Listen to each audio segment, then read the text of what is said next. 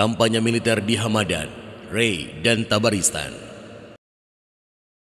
Tahun 642 Masehi, pertempuran menentukan berlangsung di Nahawan. Di tengah cuaca dingin yang ekstrim, kontingen pasukan Muslim berhasil mengatasi perlawanan Sasanid Persia. Pada pertempuran tersebut, pasukan Muslim harus kehilangan panglima mereka, Nu'man bin Muqarin.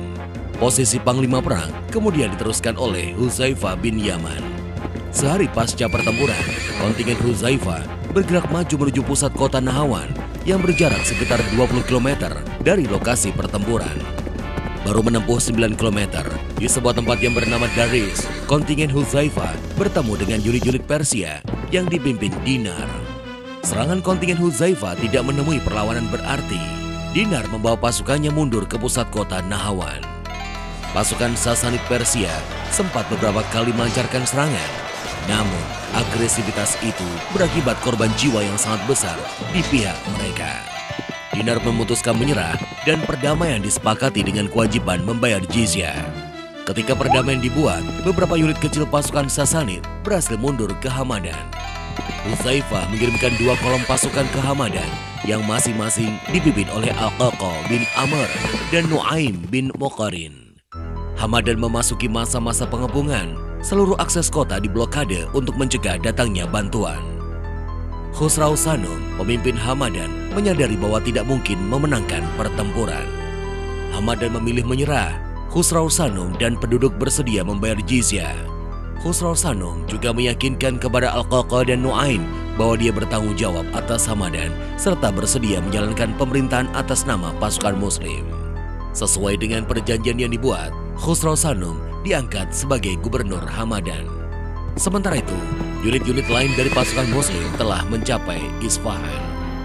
Kampanye militer Isfahan dimanfaatkan oleh Khusrau Sanum untuk melancarkan pemberontakan.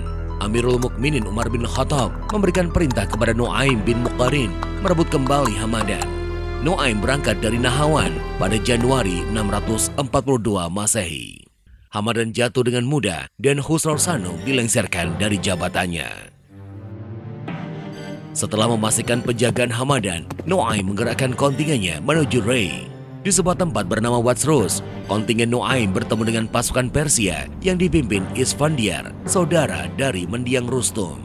Pertempuran sengit yang menjurus brutal tidak terelakkan, korban jiwa berjatuhan dengan cepat. Pasukan Isfandiar tidak mampu bertahan, sebagian dari mereka mundur ke Rey dan Azerbaijan. Pasukan Muslim segera bermanuver menuju Rey dan mengepungnya. Rey merupakan kota berbenteng dan memiliki penjagaan yang sangat kuat. Seminggu dalam pengepungan, pertahanan Rey berhasil ditembus melalui sebuah celah yang ditemukan pasukan Muslim. Penyusupan pada malam hari tersebut mengejutkan pasukan penjaga. Mereka menyerah tanpa perlawanan yang berarti. Para penduduk Rey bersedia membayar jizyah dan berada di bawah kepemimpinan pasukan Muslim. Pasca jatuhnya Rey, Nu'aim mengirimkan kontingen yang dipimpin saudaranya, Suwaid bin Muqarin. Kontingen Suwaid melancarkan ekspedisi militer ke kawasan di sekitar Rey. Kampanye militer berjalan sesuai rencana. Beberapa kota seperti Dermavan, Damahan, dan Gurgan berhasil dijatuhkan. Pada saat yang sama, Isfahan juga berhasil dijatuhkan oleh kontingen Abdullah bin Abdullah. Pasukan Muslim kini telah membelah kekuasaan Sasanid antara utara dan selatan.